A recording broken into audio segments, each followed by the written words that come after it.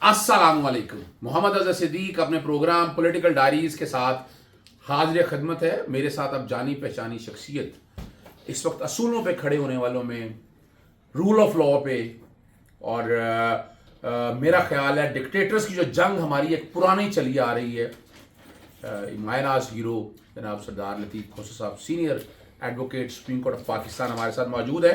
London तशरीफ़ लाए हैं और लंदन पाकिस्तान तहरीक इंसाफ यूके की सारी बॉडी, जो मेजर जो ब्रेन है ना, वो सारे मौजूद हैं। सदर साहब हैं इमरान खलील साहब इस वक्त PTI यूके के, जहांजेब साहब मौजूद है senior vice president PTI UK, Asif Bhatt साहब है नॉर्थ वेस्ट मैनचेस्टर के सदर हैं, राना इमरान साहब मौजूद हैं, ऑक्सफोर्ड की जान है ये मैं बता दूं आपको। फिर ये राना मोहसिन साहब हमारे पीछे हैं, बाकी मकसूद साहब और बाकी दोस्त साहब आप सारे मौजूद हैं।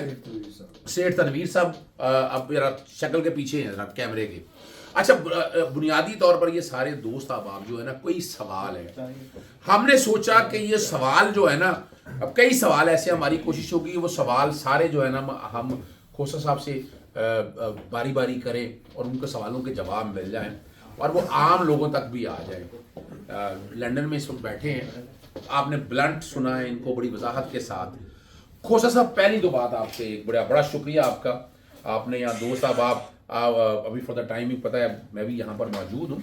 सबसे पहला सवाल आपसे ये है, आपका ताल्लुक पाकिस्तान पीपल्स पार्टी एक नजरियाती, मैं जो कि आपको आज से नहीं जानता, जब हम वकालत में आए हैं तब से हम आपको जानते हैं और हमने हमेशा आपको, और आपने उन माफियाज के खिलाफ जंग भी लड़ी, यानी आपने इलेक्शन लड़ा और हम और असूलों की खातिर लड़ा आपने, लेकिन वो नजर आ रहा था कि पीछे कोई मंसूबा कुछ और है। मैं गलत तो नहीं ना कह रहा? मंसूबा कुछ और है और इलेक्शन आपको हराया गया सुप्रीम कोर्ट बार का, हमें अंदाजा वही हो गया था और फिर हमने वो देख भी लिया।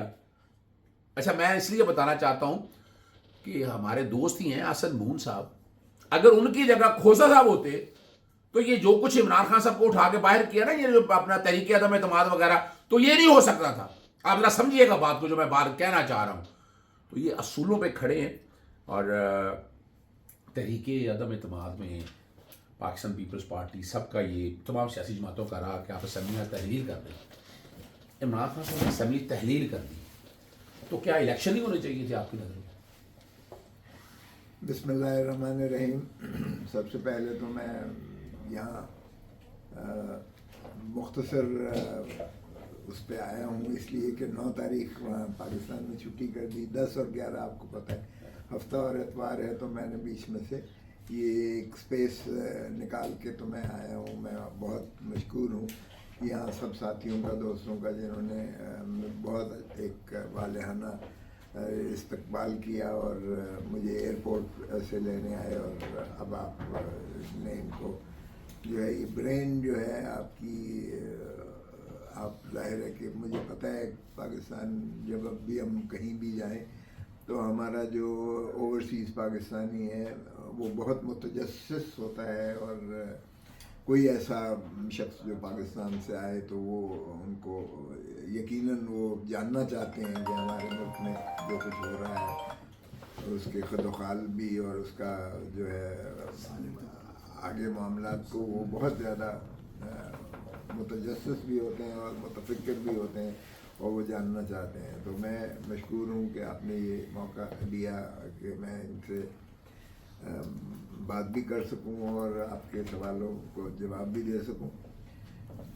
देखिए, जहाँ तक ताल्लुक़ है आपके इस सवाल का,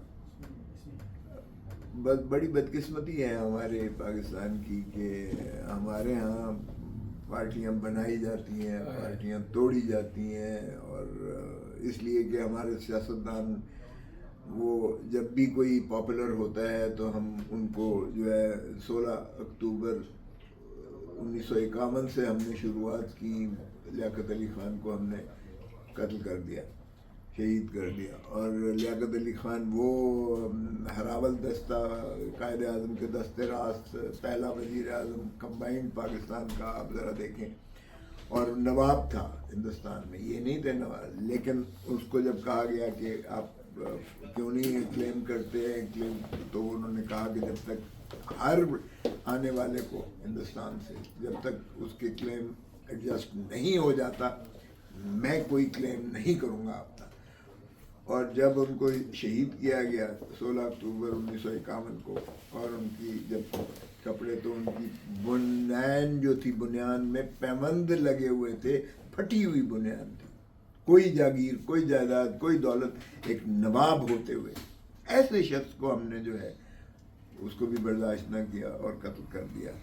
اور اس کے بعد دیکھیں کہ بھٹو کو شہید کیا گیا, بھٹو جس نے ایٹم بام دیا اس وقت. پھر ہم نے رانی شہید بے نظیر بھٹو کو شہید کر دیا, اور جس نے میزائل ٹیکنالوجی دی, اور آج ہندوستان کے آخری کونے تک ہماری جو ہے دسترس ہوتی ہے, اور ایک سیسا پلائی دفاع بنا کے رکھتی.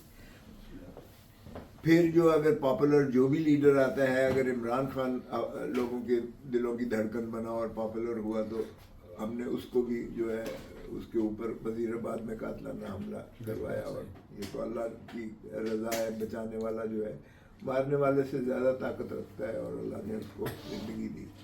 اب بھی جو جیل میں جو کچھ ان کے ساتھ ہو رہا ہے, چونکہ میں ان کی جانب سے وکیل بھی ہوں, ہم نے یہ نالش کر رکھی ہے عدالت عالیہ اسلام آباد ہائی کورٹ کے چیف جسٹس سے کہ ان کی زندگی کو خطرہ ہے. اور آپ نے دیکھا کہ اکبر تارڑ ایک جو ہے وہ اس نے کہا جی اس نے تو رشدی کا وکیل جو ہے عمران خان نے رکھا ہے, اور گستاخ رسول, اور یہ اور فلان اور یہ وغیرہ وغیرہ. تو ہم نے وہی چیز جو ہے, اور وہ PM تھا, ہاں مجھے یاد ہے اچھی طرح سے, شہباز شریف کا, اور یہ ایک قسم کا سمجھیں کہ اس وقت شہباز شریف پرائم منسٹر بول رہا تھا اس کی. تو ہم نے کہا کہ یہ دیکھیں جی یہ آفیشلی PTI کی انہوں نے بھی اس کو ڈینائی کیا, انکار کیا. اور خان صاحب سے جب میری بات ہوئی تو انہوں نے بھی کہا کہ یہ بڑا عبث ہے, لگا ہوا ہے. اب یہ کوئی جنونی سے مجھ پر قاتلانہ حملہ کروا کر یہ وہ بہانہ بنا رہے ہیں کہ مذہبی جنونی نے اس کو مار دیا, ہم کیا کر سکتے ہیں. جس طرح وزیر آباد میں جب جس بندے نے مارا ان پہ اس کو بھی یہی کہا گیا, اس کو بھی یہی نام دیا گیا, اور وہ تھانے سے جو اس کا بیان کروایا گیا وہ بھی ایک مذہب کا خیز تھا. اور اس نے کہا خان صاحب نے یہ ایسی باتیں کی تھیں, میرے جذبات مجروح ہو گئے, اور میں نے چنانچہ ان پر جو ہے مارنے کی نیت سے حملہ کر دیا ہوگا. تو یہ ایک تسلسل کے ساتھ بدقسمتی سے ہم اپنے جو بھی اس ملک کے پاپولر لیڈر آتا ہے ہم وہ منقطع کرتے چلے جا رہے ہیں. تو یہ میرے خیال میں بہت پاکستان کا اس سے نقصان ہوتا ہے. بدقسمتی کا لفظ استعمال کریں, بدقسمتی ہے یہ. اور اللہ نہ کرے جب عمران خان میرے گھر پر تشریف لائے, اور آپ کے گھر مجھے اچھی طرح یاد ہے, میرے گھر سے تھوڑا سا فاصلے پہ ہے جو فائرنگ ہوئی, وہ ساری چیزوں کو پہلے میرے گھر میں پیٹرول پمپوں سے حملہ, فائرنگ, تو یہ ڈرانے دھمکانے کا سلسلہ تو یہ رکا نہیں ہے. لیکن آپ نہیں دیکھ رہے خوشا صاحب, میں چونکہ وکالت کے آپ استادوں کے استاد ہیں, یعنی بلکہ وہ اعظم وزیر تارڑ جب آیا تو آپ نے تو شاگردوں کا شاگرد افضل پرویز کو آپ نے, اور واقعی حقیقت ہے, یہ حقیقت ہے, کوئی شک نہیں اس میں. توشہ خانہ کے کیس میں آپ نے بڑی محنت کی ہے, اور وہ کوئی کیس نہیں ہے, مجھے پتا ہے اس بات کا, لمیٹیشن کا پوائنٹ اور جورسڈکشن کا.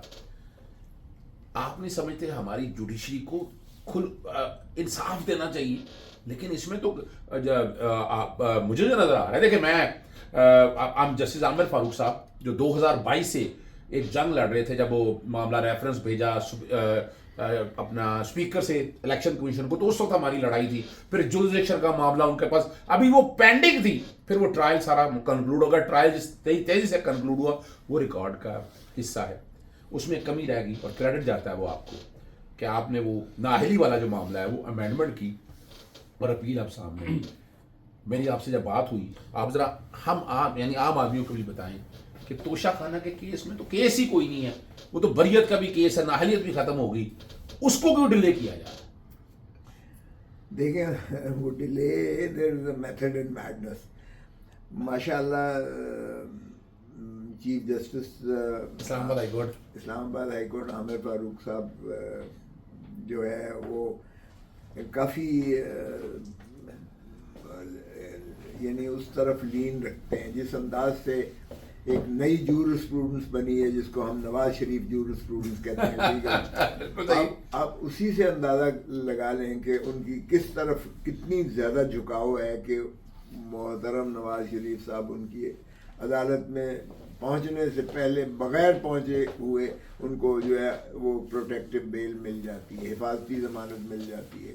ये कभी नहीं हुआ, तारीख में नहीं हुआ, सजा याफ्ता मफरूर अदालती मफरूर परपिचुअल वारंट्स निकले हुए हैं, जायदाद कुर्क और जब्त हुई हुई है। और ऐसे शख्स को जिसको यानी यहाँ से एम्बेसडर गिरफ्तार करके उसको डिपोर्ट करता, यहाँ पाकिस्तान का एम्बेसडर उसे शाही प्रोटोकॉल में जाके बयानिया दे रहा था, ऑफ कर रहा था उसे, मुख्तारियाम दिया गया। हालांकि वो अदालत ने बाद में कहा भी कि मुख्तारियाम गलत है।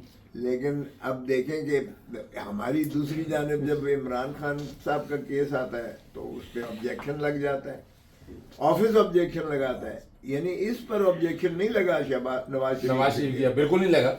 और बल्कि नहीं, न सिर्फ नहीं लगा बल्कि उसी दिन जब 1 बजे टेकअप हुआ है तो नैब का प्रोसिक्यूटर अदालत में मौजूद था, नैब का, बिन बुलाए।